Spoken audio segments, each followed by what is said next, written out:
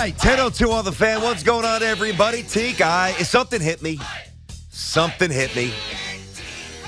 It finally hit me. We were officially in the middle of Crazyville with this Aaron Rodgers stuff. I mean, we're driving ourselves nuts. The constant daily dissection, which, by the way, is not going to end until somebody comes here. And I'm here for it because it is interesting, and it's certainly incredible content that everybody seems to want to weigh in on here. So I'm not trying to push it to the corner of the room, but I do think that we're in Crazyville for one reason. Let me just now, even if you're right from your take yesterday, now you know that I disagree with it, but I respect where you're coming from. Tiki said, not sure if Aaron Rodgers could handle the New York Heat based on terms of the media, based on what he's presenting, the constant, odd revelations about his private life, whatever. All right.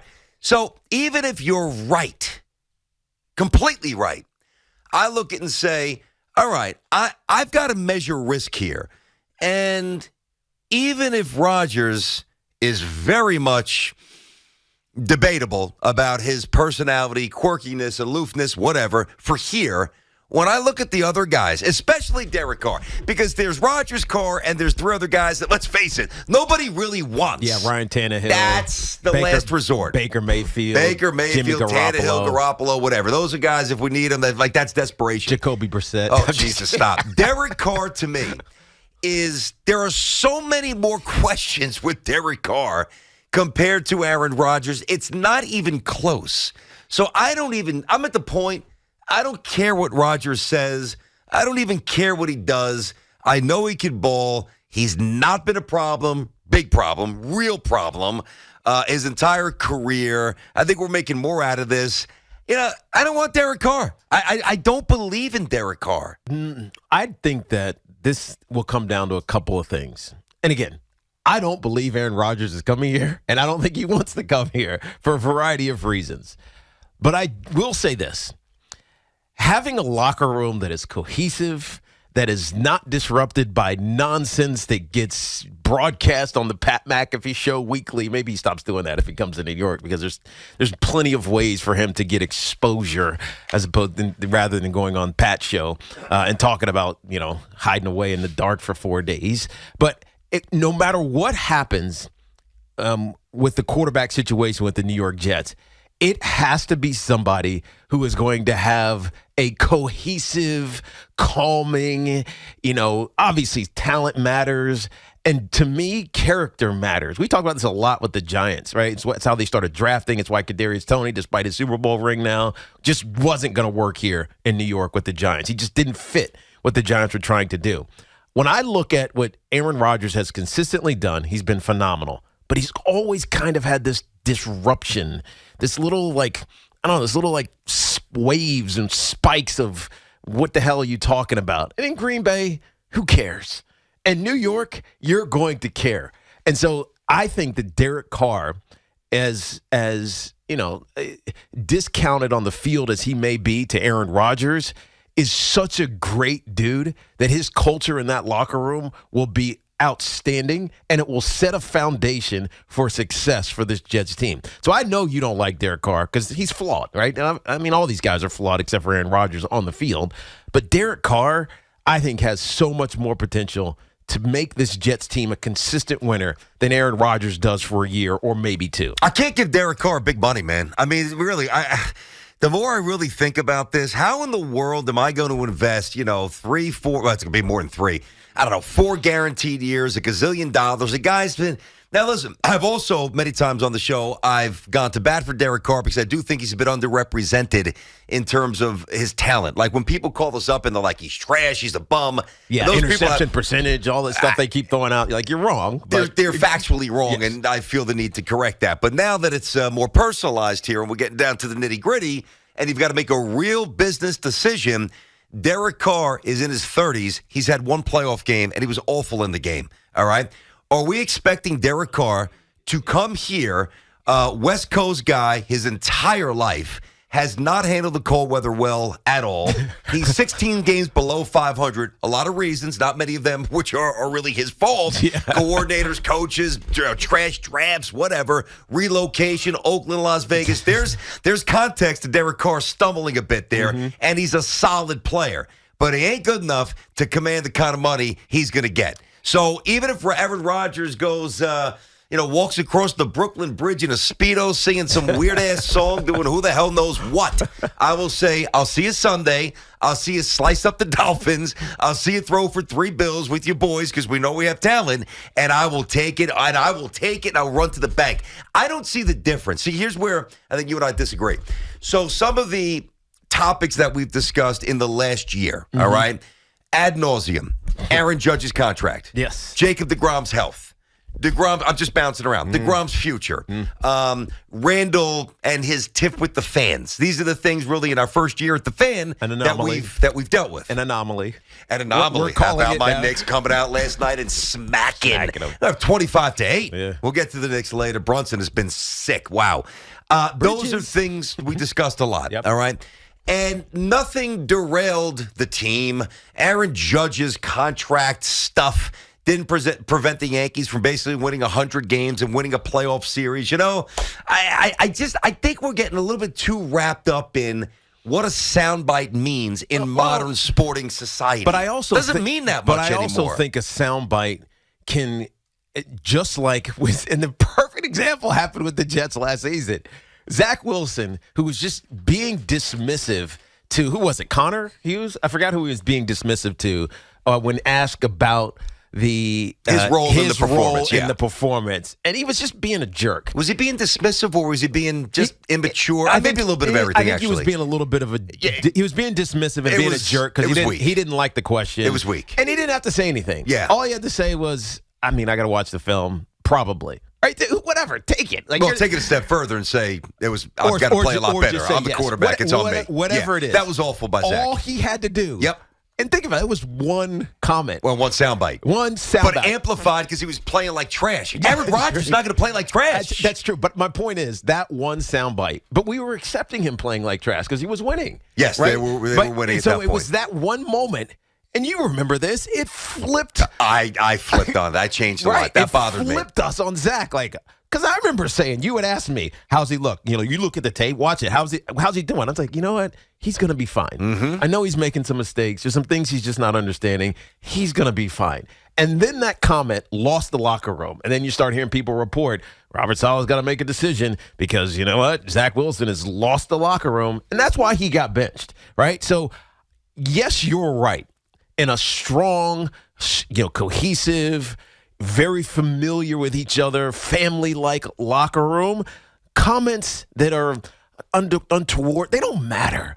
But if you're just parachuting in now, as Aaron Rodgers would be doing, and you're quirky, you're not great at making and keeping these kind of relationships, and you start mouthing off about things that are just whatever out there a little bit, I think they could be disruptive. And I know you're not getting that from Derek Carr. I've interviewed Derek Carr a lot of times. I've spent some time. I know that he's dialed in. He cares. He's emotional about it, sometimes to his detriment, but he's emotional and committed to being the right kind of teammate. And I think that's important, especially for this Jets team that, yes, needs to win, but not at the expense of cohesion in that locker room. 877-337-6666. Tiki and Tierney on the Fan. We're inside of our Town Fair Tire studio. Friends at Town Fair remind you that you always get the guarantee lowest price on name brand tires from Connecticut to Maine. Nobody beats Town Fair Tire. Nobody. See, to me, and I hear what you're saying, but performance always will dictate the depth of the reaction. So the reason why the Zach stuff carried on for so long is the performance was woeful. I mean, it was, wow. Yeah. It was alarmingly inept. And it made us, after he said that, it made us really go dissect. And then everything that he did was amplified. And as you've said a few times, and you're right, then it switched where Jet fans were almost predisposed to go into that stadium looking for a reason to boo him.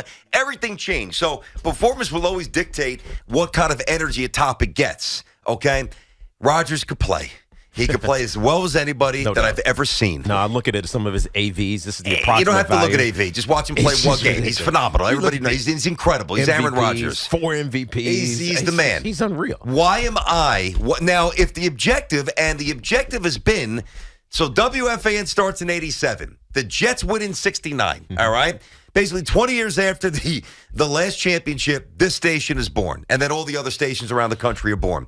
And all the conversations on this station, many spearheaded by a guy who is the symbol of Jet fandom and struggle, our buddy Joe Beningo. All the conversations he's had, all the calls that he's taken, overnight, middays, whatever, everything, for the most part, was about finding the right quarterback. And you're telling me in the year 2023, with the guy who can crawl or moonwalk backwards into Canton someday is not the better choice than a guy who's never won a playoff game, who's looking for $45 million a year in Derek Carr? I'm official. I'm done with Derek Carr. I respect him. He is a good competitor. He's a solid player.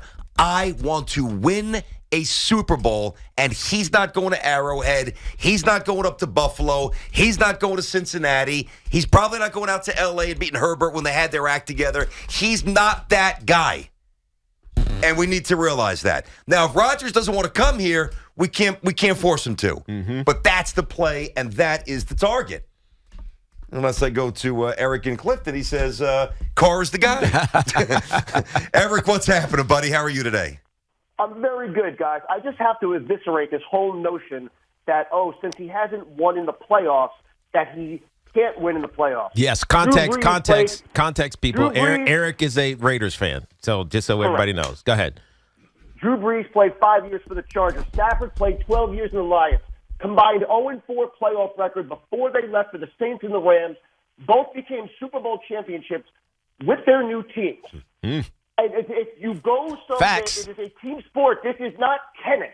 You leave dysfunction, you go to function, you have a chance. That's how you evaluate how good this guy could be. Personally, I think if you put Derek Carr on the Jets, this whole notion about all the cold weather, the guy played in Fresno State, Oakland, and then Vegas. You have to assimilate your body. Tiki, you know this better than anyone. You have to assimilate your body. You've got to adjust to the cold, and then you'll be able to play in the cold. It's such a ridiculous notion. And Aaron Rodgers, you don't even know if he's going to, A, retire, B, stay in Green Bay, but most likely, look at what's going on in Vegas. They have to go after Aaron Rodgers because they got rid of Derek Carr. The team is built to win right now. You got Darren Waller and Devontae Adams that are both 30 years old. If McDaniels and Ziegler don't throw the whole franchise after getting Rodgers because they got rid of him, they're going to be out on their face in 2 years. That's a good point. So, you guys have a finite time to go lock up Carr right now. You do it. You put him on this Jets roster, BT. Yeah. You guys can sleepwalk into the playoffs. And then once you get there, but Eric, I got you. I'd be nice, but I don't just want to be a wild card team. Thank you, E. I want to be a team that has a real chance to win the Super Bowl. And I do agree. And those are good examples he pointed out. Stafford with Detroit, obviously with Miami, talking about Drew Brees. But you know what? With the Chargers, pardon me. Miami obviously wanted him with the Chargers early on. Yeah. The difference with somebody like Stafford, even though Stafford was not winning games with Detroit, he was at one point thought to be one of the best, like about 5, 6, 7 years ago, before he had some real issues and they just fell apart.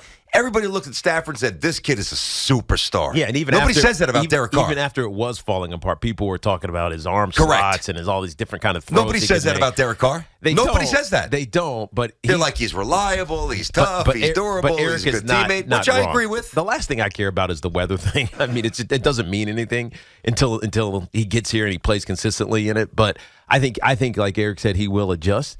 But ultimately, you got to find the guy that is the right leader for your team. Now, if there's one thing that you question about Aaron Rodgers, it's his leadership of his team. And I'm not talking about how he plays on the field, because I think all the times he overcomes that because he's so damn good, right? But there's a reason that there's always that question mark, and it's been that way for 15 years. It's just, I don't know. I feel like there is a opportunity for the Jets and they're gonna have to make this decision.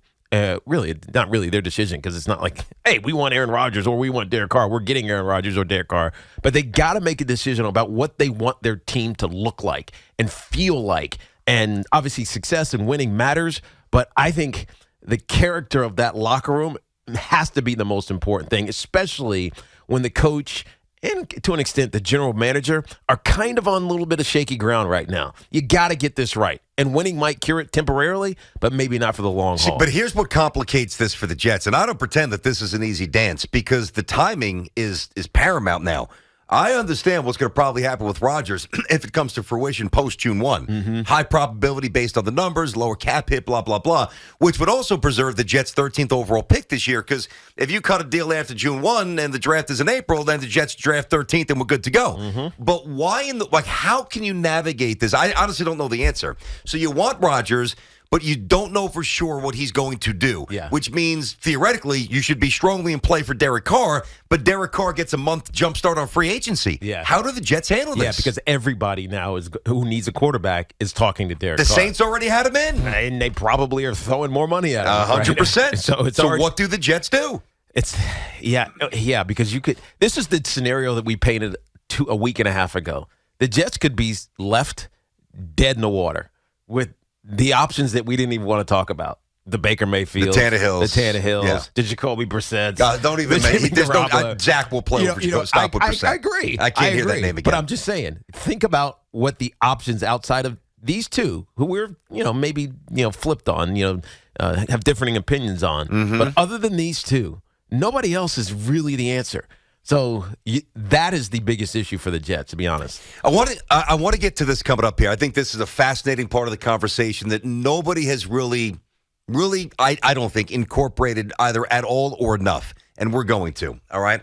Last year, Robert Saleh, finally has a roster, drops the receipts comment early, sets the tone, backed it up, and then the team completely imploded and melted. Some of it was, I think, his fault.